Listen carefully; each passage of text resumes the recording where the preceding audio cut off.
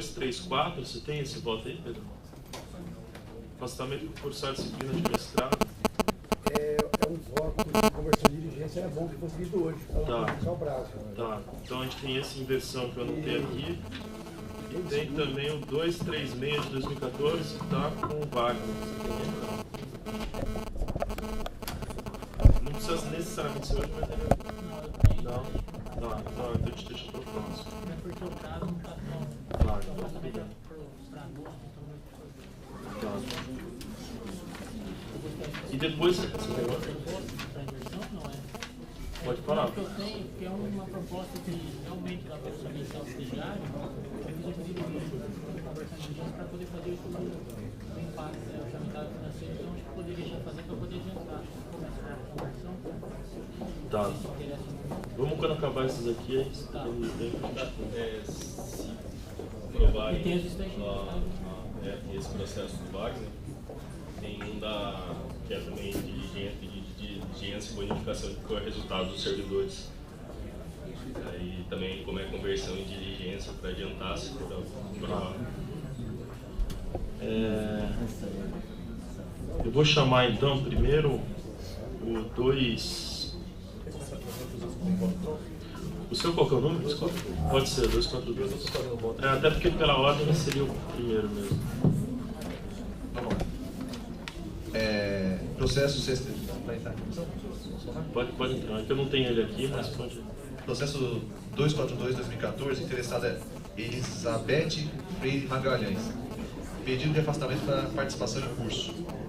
Excelentíssimo presidente, excelentíssimos conselheiros. Trata-se de proposta encaminhada pela servidora para a participação em curso de aperfeiçoamento profissional. Como você sabe, tais afastamentos são disciplinados pela deliberação 183/2010. No texto expresso da referida norma, extrai os seguintes mandamentos. O pedido de afastamento do servidor, integrante do subquadro de apoio da Defensoria Pública do Estado de São Paulo, para participação em cursos, congressos e outros certames científicos de interesse da instituição, deverá conter, dois pontos, inciso 6º, autorização da CGA. Parágrafo 3º. Os documentos redigidos em língua estrangeira que instruem o pedido deverão estar acompanhados de sua tradução ao português, facultando-se a consecução de tal providência ao interessado. A Coordenadoria Geral de Administração decidirá sobre a autorização de afastamento caso a caso, podendo vincular a autorização à renúncia ao direito de percepção de diárias ou de outras verbas indenizatórias. Nota-se que, infelizmente, o pedido não atende, ao menos neste momento, às determinações da norma expressa, especificamente se respeita à autorização da CGA. Ainda que se questione a legalidade e a probidade de condicionar a autorização a ser expedida pela CGA à renúncia de diárias, aspecto que reputo desrespeito ao comando legal, é fato que é indispensável tal autorização. Assim, preliminarmente, acredito ser o caso de converter o julgamento em diligência para se colher da CGA eventual autorização. De outra banda, a servidora que solicita o afastamento informou que é uma das servidoras disponibilizadas ao CRATOD, sem, contudo, fazer prova de tal designação. Tal providência, no meu sentir, é indispensável à apuração da pertinência temática necessária ao afastamento. Ausente também a tradução de folha 7, expressa no parágrafo 3º da deliberação supramencionada, providência que, pelo texto normativo, compete à servidora. Assim, meu voto é no sentido de converter o julgamento de diligência para, 2 pontos. 1. Solicitar à CGA a referida autorização. 2. Solicitar à requerente que apresente cópia de sua designação ao CRATOD e traduza o documento de folha 7. É como eu voto. É diligência, né? Sim. Então, nos termos do voto do relator, se todos concordam, se todos concordam, mantenha-se como está, aprovado por unanimidade.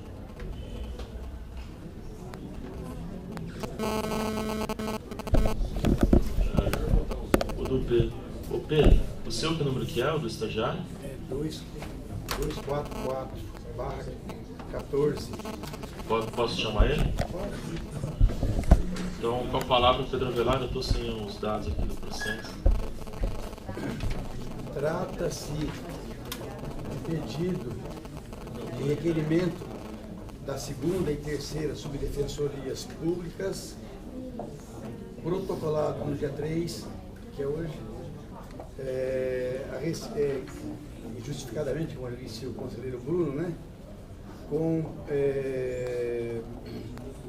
proposta aqui de abertura, realização, concurso de ingresso para estagiários de direito para diversas regionais e unidades, aqui com a notícia até aí da vinda dos novos defensores públicos desde o dia 14 de junho, situação que de fato mostra já que estão eles esguarnecidos, né, nessas unidades, né, do apoio dos estagiários.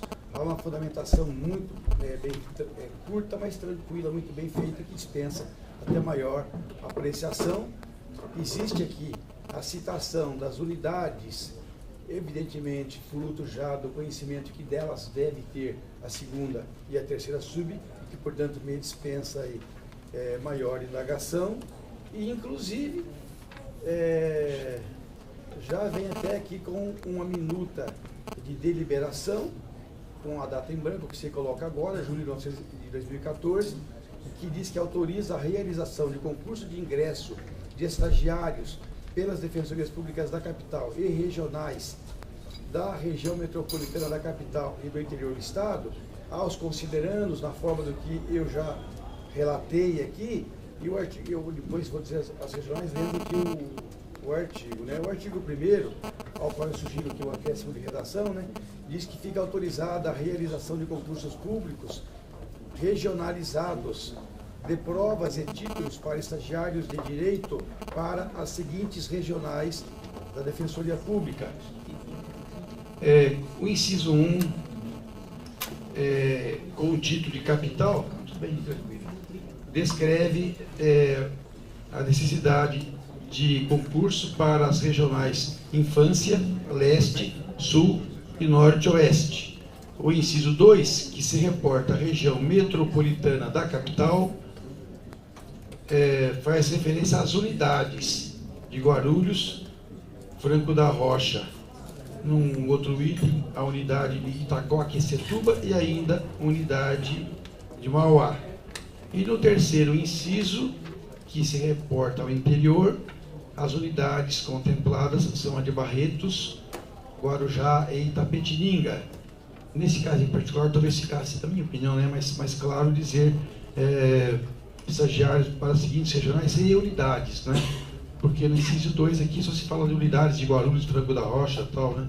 Não sei, talvez ficasse mais claro, mas tá bem. E o artigo 2º, aqui sim, é muito interessante a gente já notar isso. Ele está com essa proposta: será realizado pela própria Defensoria Pública, obedecidas as normas do edital aprovado pelo Conselho Superior da Defensoria Pública. E nesse ponto eu observo que não há o edital ainda, né? Quer dizer, na realidade esse edital vai ser ainda lançado, né? Acho que não interfere em nada com a redação mesmo, não sei, né? Na verdade, o DRH me orientou que a gente hoje faria a abertura pelo Conselho e o edital seria aprovado na semana que vem, porque o edital vai explicitar número de vagas, data de inscrição, e ele me disse que seria um ato subsequente. Então a minha preocupação era pelo menos deflagrar isso para permitir que o edital fosse aprovado na semana que vem. Tá bem. Espero que esse edital haja... Agora é uma questão pessoal minha, é um desabafo pessoal, né? Que haja aí a contemplação de matéria que torne a escrita do candidato aprovado, né, mais tranquila para o defensor aqui, não tem que ficar o dia todo aqui se debruçando com erros de redação, grafia, gramática, etc. Está ruim demais. Deus me perdoe, como está ruim. Já para antecipar, dificuldade técnica, perguntei ontem ao DRH sobre isso, também, pelo menos uma redação de 10 linhas, acho que já dá para eliminar, mas a dificuldade é que esse concurso a gente vai viabilizar da seguinte maneira: a incumbência dessas regionais será tão somente encontrar um local para aplicação da prova, exceto a capital, que a gente poderá fazer aqui mesmo, no prédio da Boa Vista 150. E as questões serão elaboradas por outros defensores, a correção das provas serão realizadas pelo DRH, tudo isso para viabilizar o fim do certame em prazo máximo de 1 mês. Mas compactuo dessa opinião. Eu acho que se avançarmos para o concurso regionalizado, a ideia é que a gente crie um pacote de medidas do começo ao fim, de como esse concurso deve ser feito em cada unidade. E aí sim, incluir a questão da correção de prova que os próprios colegas farão. O RH não tem condições de fazer essa correção, até porque ela é um tanto quanto subjetiva e exige um cuidado técnico. Eu entendi. Eu até costumo comentar lá em Araçatuba que eu não faço mais questão que o estagiário entre sem saber nada. Não precisa nem conhecer a teoria tridimensional do direito, não precisa saber nada de direito, por sinal. Basta saber escrever bem, que o resto ele aprende lá comigo. Bom, mas brincadeiras à parte, brincadeiras sérias, é verdade. O artigo aqui terceiro, portanto, vai falar da composição da banca examinadora, né? 3 defensores públicos do Estado, para as seguintes disciplinas: direito civil e processo civil, direito penal e processo penal, e direito constitucional e administrativo. No artigo 4º, a designação da banca examinadora se dará pelo Defensor Público Geral do Estado após a abertura de inscrição pelos interessados, sendo que na hipótese de o número ultrapassar a quantidade de defensores públicos necessários à realização do certame, haverá sorteio. Artigo 5º, a divulgação do concurso será feita mediante publicação do edital no Diário Oficial do Estado, sem prejuízo de outras formas de comunicação. E no seu parágrafo único, o edital do concurso deverá especificar o número de vagas existentes e observar a deliberação CSDP número 26/06, sem prejuízo da aprovação de número maior de candidatos que ocuparão as vagas que surgirem no decorrer do certame ou durante o prazo de sua validade. O artigo 6º é a vigência, que é imediata a partir da publicação, talvez acrescentando aqui regionais e unidades, mas é indiferente isso. O meu voto é até pela urgência, é pela aprovação da proposta e do texto da minuta dessa deliberação.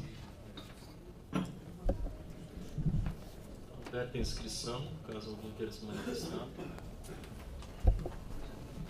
Encaminhando para a votação. Quem vota nos termos do voto do relator, mantenha-se como está. Aprovado por unanimidade. Obrigado, presidente. O próximo é o 243, também exceção à pauta. Interessado Williams Rocha Monteiro, assunto: pedido de afastamento para participação em processo eleitoral estadual. Relatora, a conselheira Márcia Garuti, com a palavra. Bom, o interessado apresentou pedido de afastamento para concorrer no processo eleitoral do ano de 2014 ao cargo político de deputado estadual em São Paulo, mediante petição protocolizada no dia 2 de julho de 2014, ou seja, no dia que antecede a essa sessão do Conselho. As eleições ocorrerão no dia 5 de outubro de 2014, de acordo com o calendário eleitoral divulgado pelo TSE, por meio da edição da Resolução 23.390 de seu presidente, o ministro Dias Toffoli. O interessado ocupa o cargo de oficial de defensoria, exercendo suas atividades junto à CGA. Cumpre analisar o cabimento do afastamento do servidor, a tempestividade do pedido e o registro de sua candidatura. Inicialmente, entendo que a decisão do pleito não compete a esse órgão colegiado, encontrando-se no âmbito das atribuições do Defensor Público Geral, de forma que entendo que eventual manifestação do Conselho se daria a título opinativo. Porém, conheço a orientação majoritária do Conselho em sentido oposto. Faço a análise do mérito. Cabimento do afastamento. Nos termos da Lei Complementar 1050 de 2008, aplicam-se os afastamentos de que tratam os capítulos 8 e 9 do título 3 da Lei Complementar 988 de 2006 aos servidores da Defensoria Pública. O artigo 150.1 da Lei 988 prevê a possibilidade de afastamento para o exercício de mandato eletivo pelo defensor público e, portanto, aplicando-se aos servidores também. Já as hipóteses de vedação de afastamento durante o estágio probatório, situação do requerente, previstas no artigo 153 da referida lei, não abrange a hipótese aqui tratada. Portanto, entendo legalmente amparado o pedido de afastamento apresentado pelo servidor a este Conselho. Tempestividade. O pedido está sendo feito há pouco mais de 3 meses da data efetiva das eleições, previstas na resolução acima referida, para o dia 5 de outubro de 2014. Portanto, sendo que o afastamento deve ocorrer no prazo de 3 meses que antecede dia 5 de outubro deste ano, este Conselho deverá decidir a demanda nesta sessão. A esse respeito, embora tempestivo pedido, há registro aqui a demora no protocolo da petição pelo interessado, procedimento que gera significativos percalços ao conselheiro relator, que deve suspender suas atividades profissionais e pessoais para proferir seu voto praticamente de último momento, prejudicando uma melhor análise da demanda e da legislação que a rege. O prazo de 3 meses vem fundamentado no artigo 1º, inciso 6, combinado com o inciso 5, letra B, combinado com o inciso 2, letra L, da Lei Complementar 60/90. Diante disso, entendo tempestivo o pedido. Comprovante de filiação a partido e de registro de candidatura,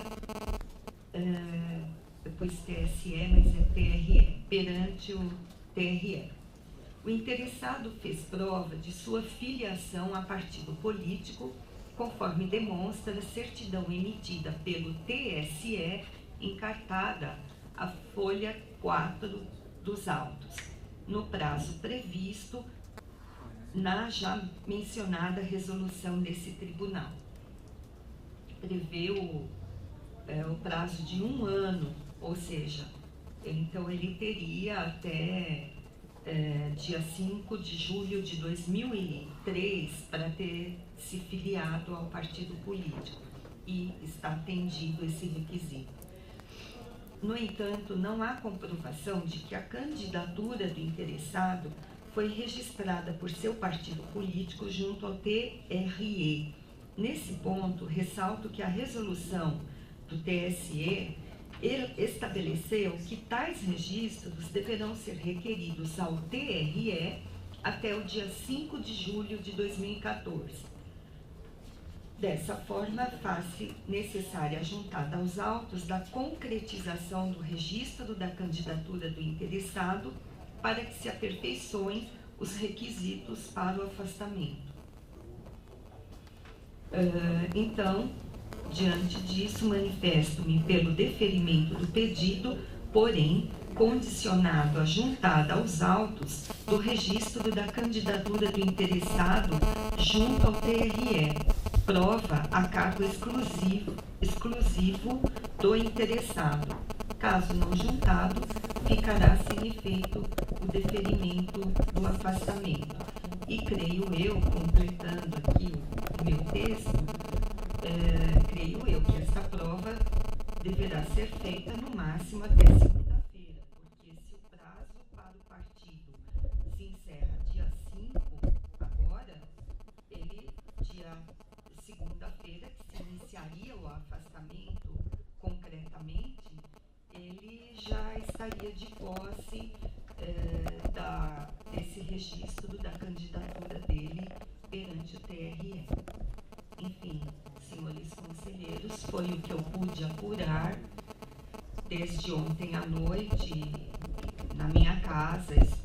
Fiz pesquisa a respeito das legislações eleitorais e algumas orientações que tive conhecimento ontem, que já foram até passadas para toda a administração pública direta, e existe até um manual, não é, de condutas vedadas aos servidores públicos, e, enfim, acho que seria até interessante a corregedoria se debruçar sobre esses atos e adaptá-los no que for cabível à Defensoria Pública.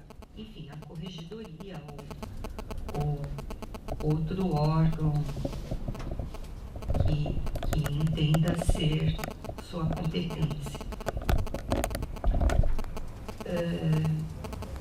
Quero ressaltar aqui as dificuldades, não é, para renovar até meus protestos em relação a esses pedidos tempestivos, porém feitos na tarde, no final da tarde do dia anterior. Acredito como? Um tema complicado desse, né? Um tema tão sensível que não faz parte do nosso dia a dia, não é?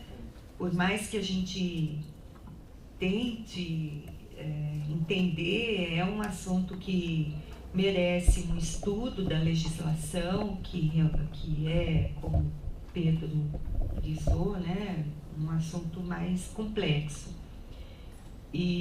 Mas, para além desses casos complexos, está se tornando rotina, tanto por parte de servidores como defensores, nos deixarem nessas situações embaraçosas. E a ponto de termos que levar para casa o processo e estudar em casa à noite, de um dia para o outro. Ora, se eu recebo os autos com 15 dias de antecedência ou uma semana, eu me preparo até mesmo para trabalhar em casa. Eu sei que aquela noite eu vou fazer aquilo, mas de inopino, enfim, eu tinha retornado de uma viagem feita em razão de um compromisso da corregedoria, e é extremamente cansativo, e eu peço aos interessados em apresentar algum requerimento no Conselho que se sensibilizem com essa situação, sob pena de, a qualquer momento, verem não apreciados os seus pedidos. Até porque correrá o risco de, como aconteceu no caso concreto, que o deferimento, eu poderia não deferir em razão de não estar presente, não estarem comprovados todos os requisitos. De qualquer forma, vou deferir sob condição que é uma saída para melhor atender aos interesses aí do servidor. É isso.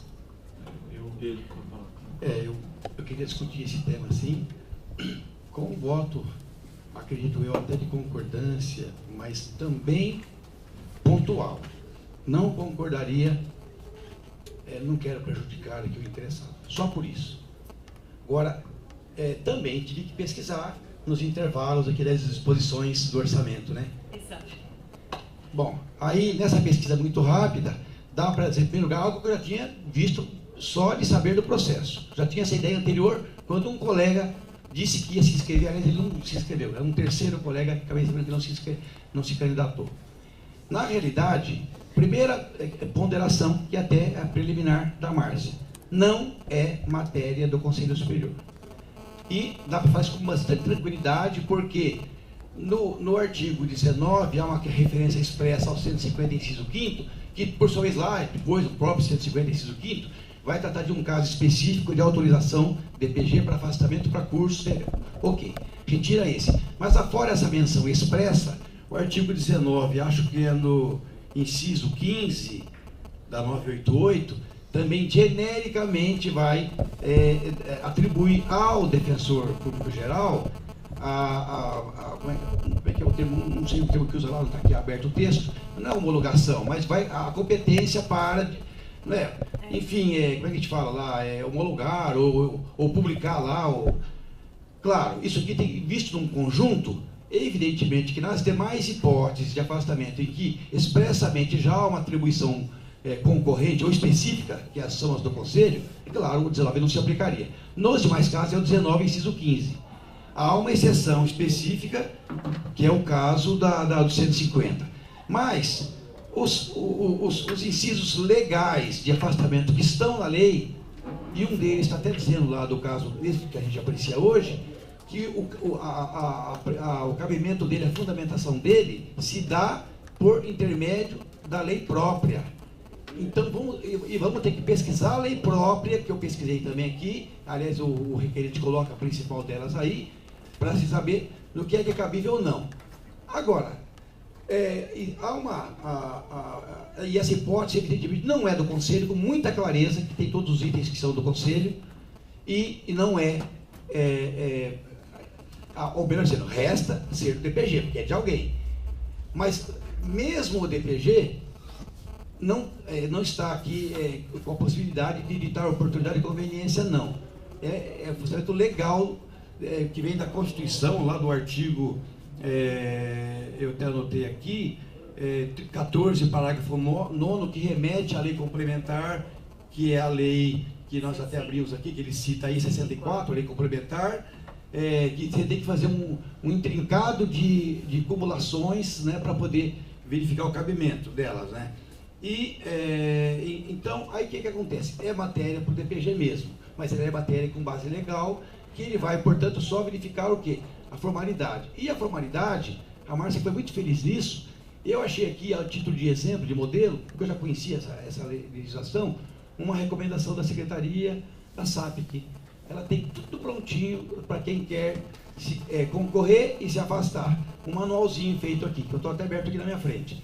E, na realidade, aqui é questão legal, quer dizer, nem o chefe deles lá e nem o DPG aqui poderão entrar no mérito dessa questão, só na formalidade. Primeira é o requerimento, tempestividade dele, e nunca matéria nossa, mas matéria administrativa, de quem vai dar esse ato, de publicar o ato, é verificar se ele juntou a ata de convenção do partido. Eu estou inscrito, ele juntou nesse caso, né? Mas, além disso, se essa candidatura foi devidamente registrada lá no Tribunal Regional Eleitoral. Então, são 2 documentos, além da inscrição, que ele tem que juntar.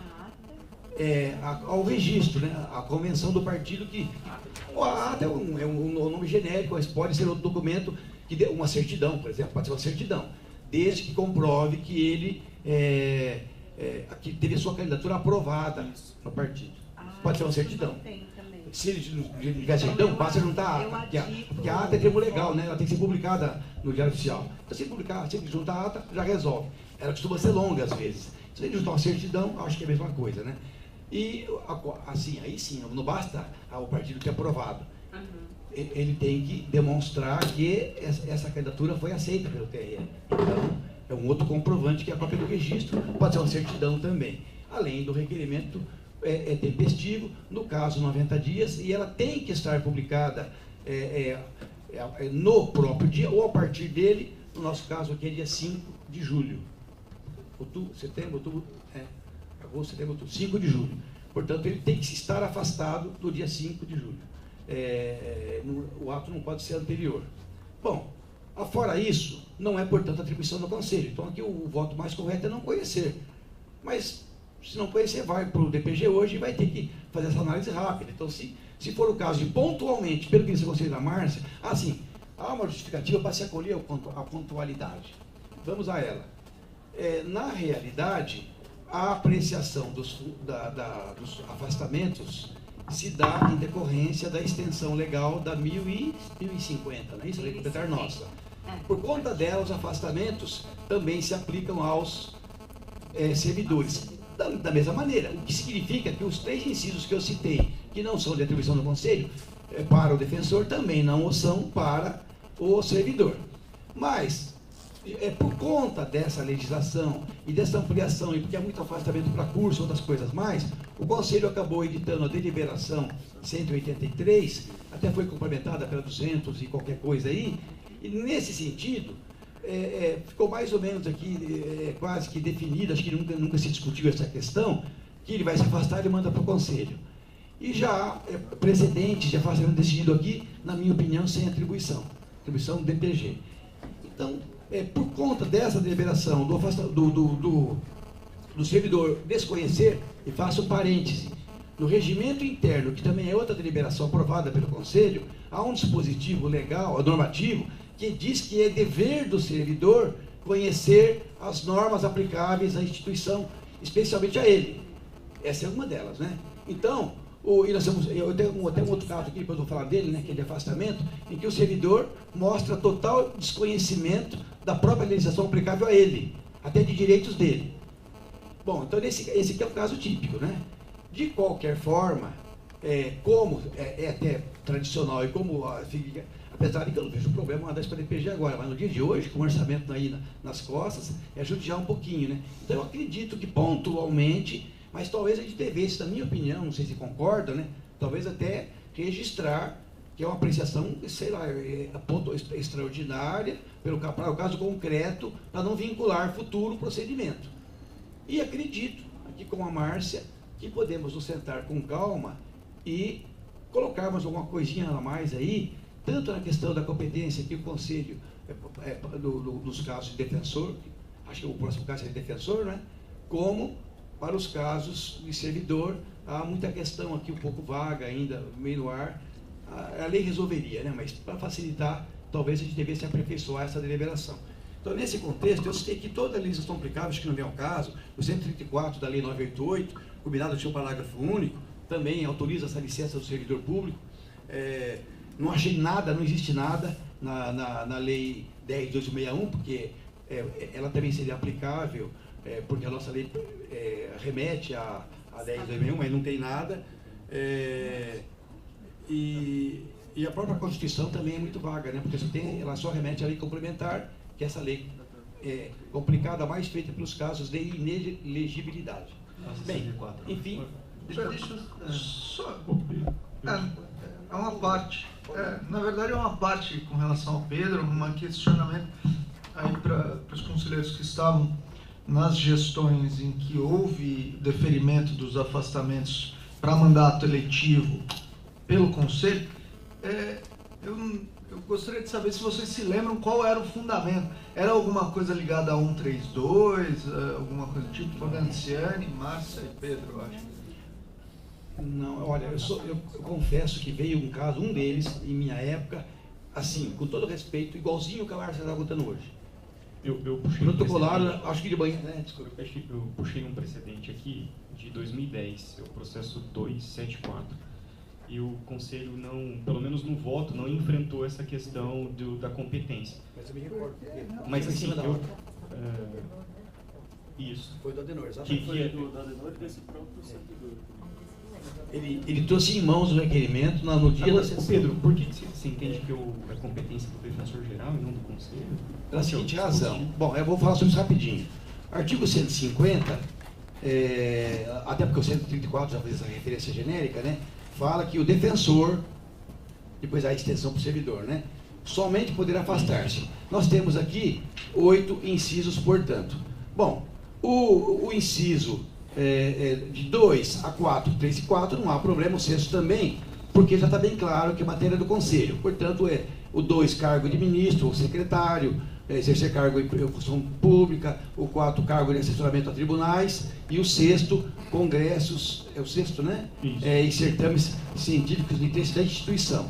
O 5º, há uma particularidade, independentemente do que vai falar aqui o parágrafo seguinte, que já está lá no artigo 19, ou seja, o defensor público já tem que autorizar o afastamento do inciso 5º, que é estudo ou omissão no interesse da Defensoria Pública do país ou no exterior, depois do estágio probatório. Aliás, eu me lembro que eu tenho que falar do estágio, há uma outra vedação que eu não sei se é o caso dele. Falei. Falou, né? Há uma vedação do estágio probatório. Essa é uma exceção.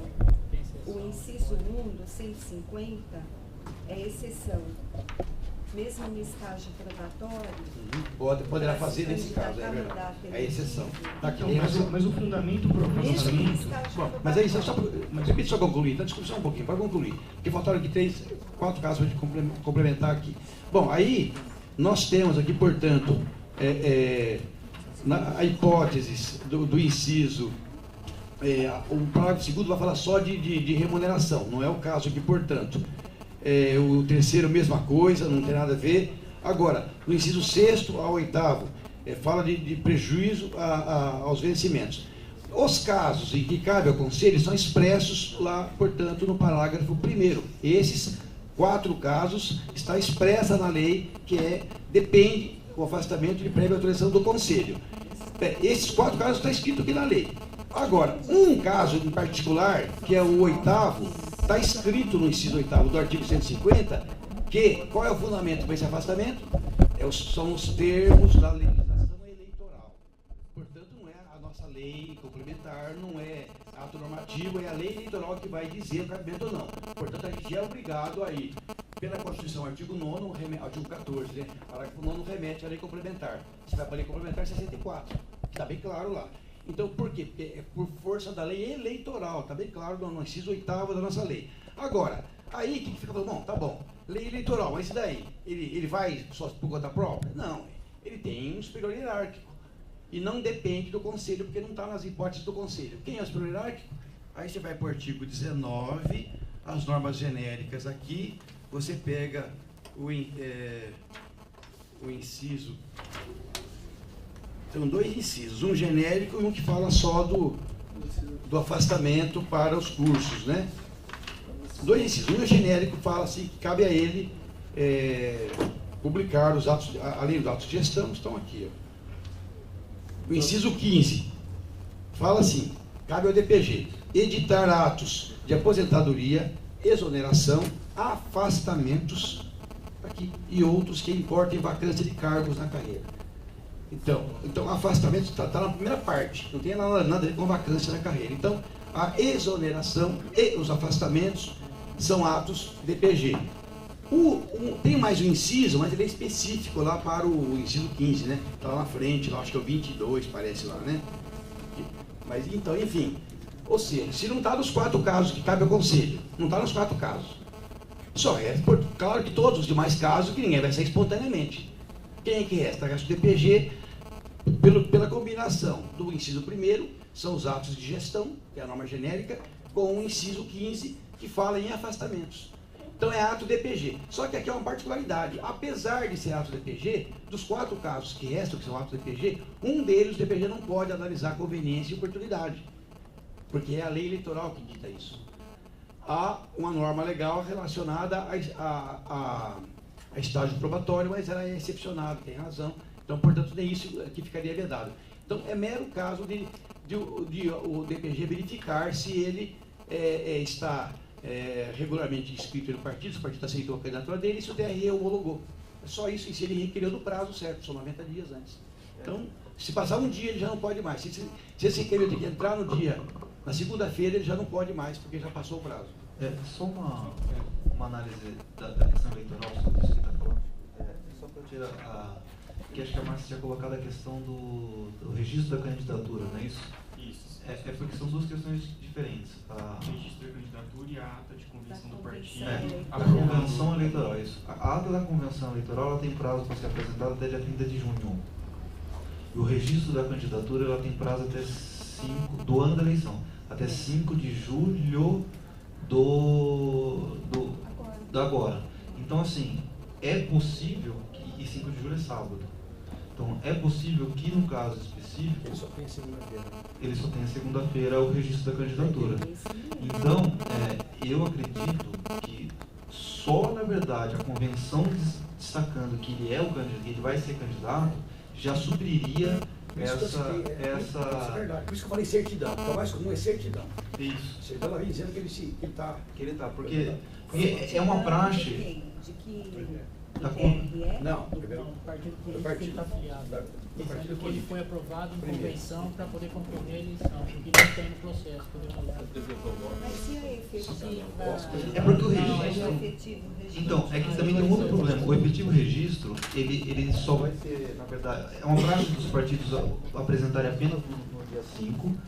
E você também existe uma possibilidade que, na verdade, poderia interferir, que é a impugnação ao registro de candidatura, que ela acontece em 5 dias após o registro das candidaturas e que a gente pode deferir o afastamento e quando na verdade vai ser impugnado no final. Mas pode ficar constando do voto que vai ser oficiado, ou que o próprio interessado tem que declarar que não houve a impugnação. E aí uma outra só questão que revolve a jurisprudência do TSE é que o TSE ele tem entendimento que, na verdade, o que importa para fins de análise do afastamento é o protocolo que o servidor faz na data do prazo.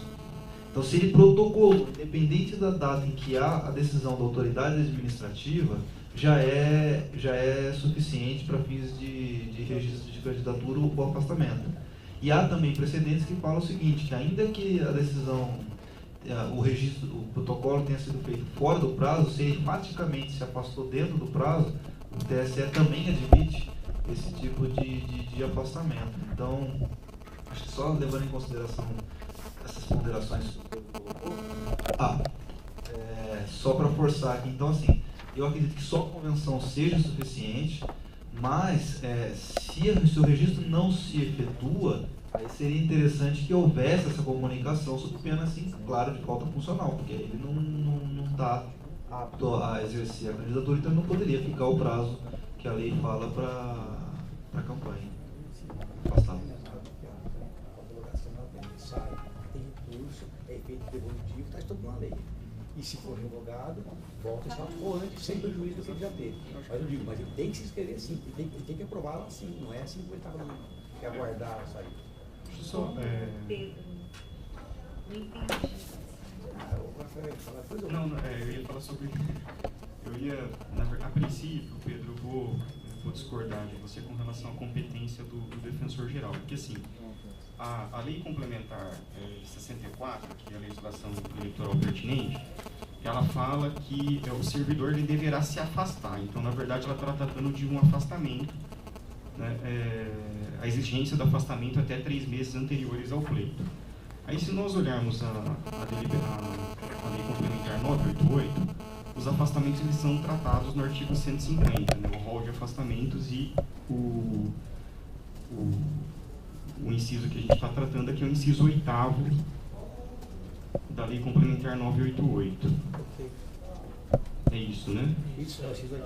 Então, e aí, quando a gente olha nas competências do Defensor Público Geral, ele diz lá no inciso 25 que compete ao Defensor Público Geral autorizar o afastamento de que trata o artigo 150, inciso 5 desta Lei Complementar, que é o inciso 5, que é aquele que trata da missão e tudo. E quando nós vamos na competência do Conselho Superior, ele fala que compete ao Conselho Superior deliberar sobre afastamento de todos dos afastamentos previstos no artigo 150, exceto o inciso 5º.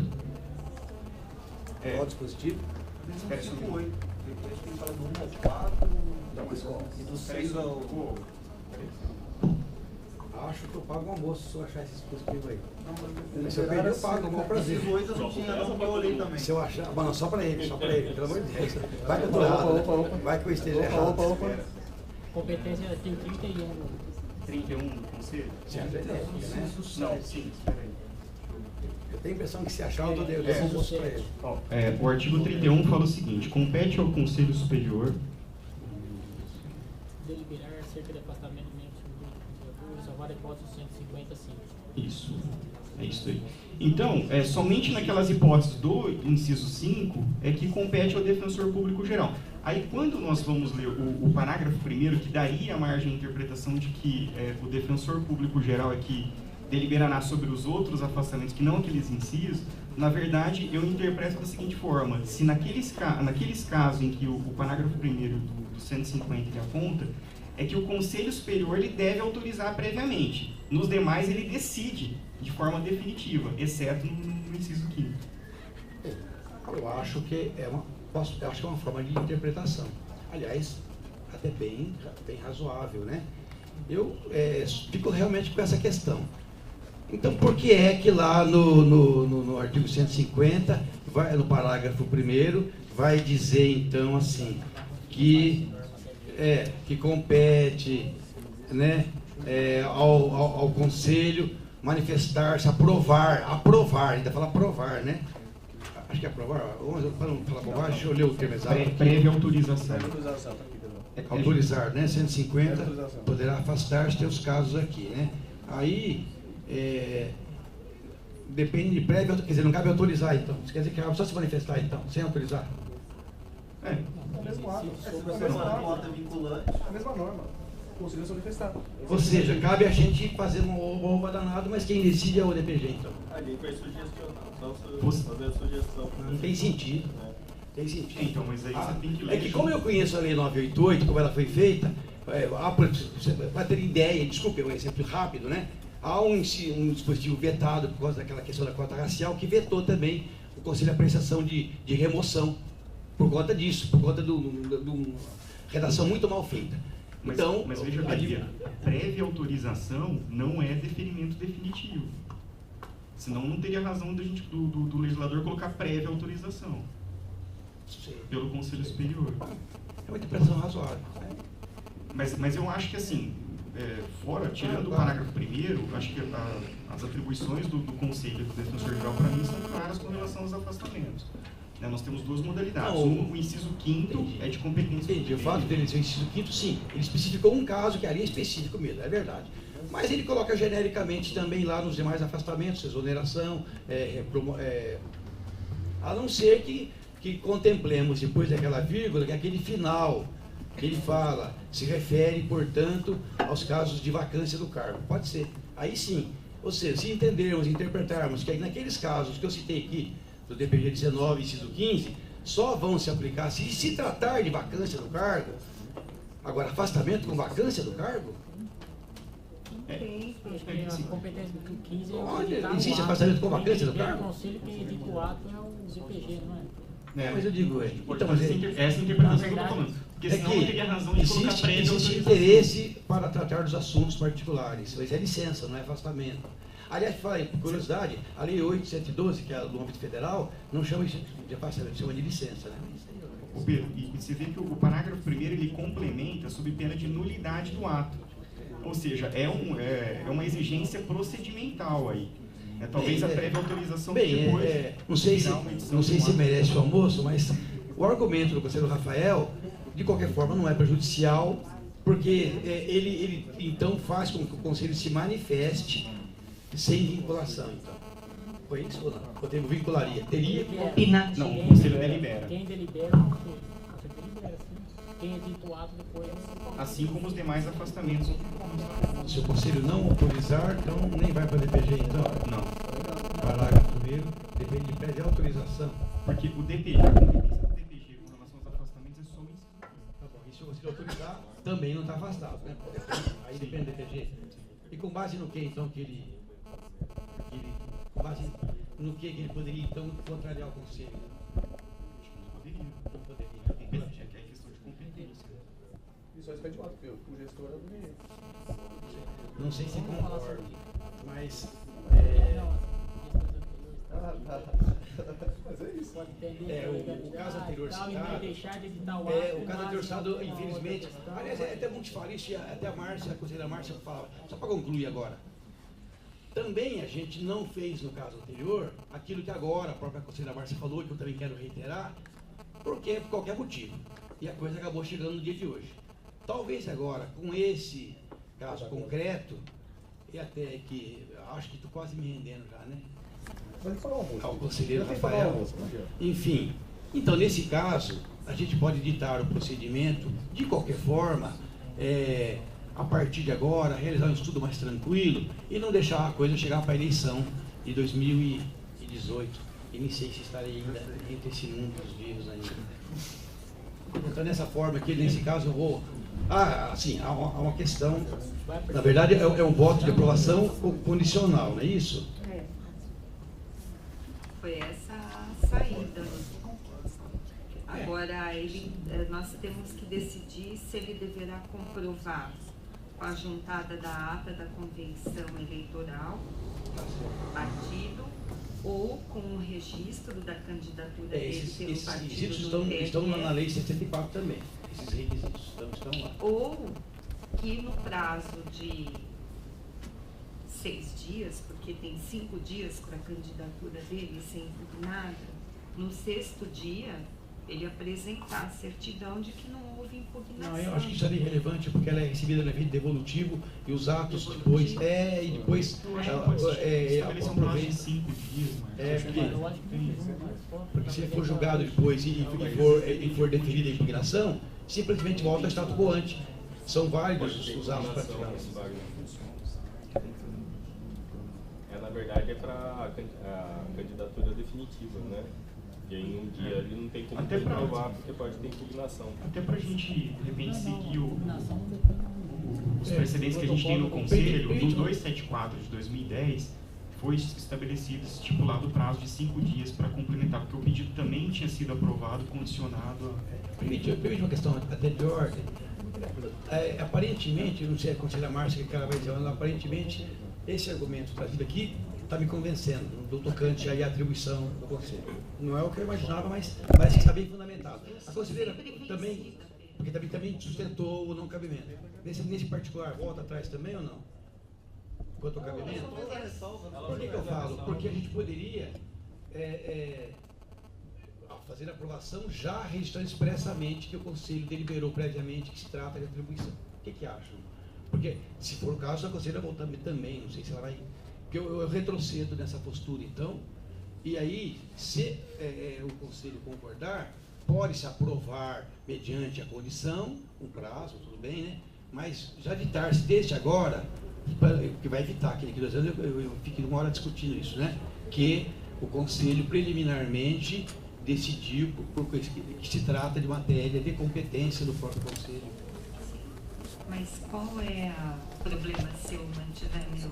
Não, porque na minha cabeça realmente era matéria DPG, apesar dessa dualidade. Mas agora com a argumentação, parece meio complicado eu sustentar isso. Então, para que não fique o meu sucesso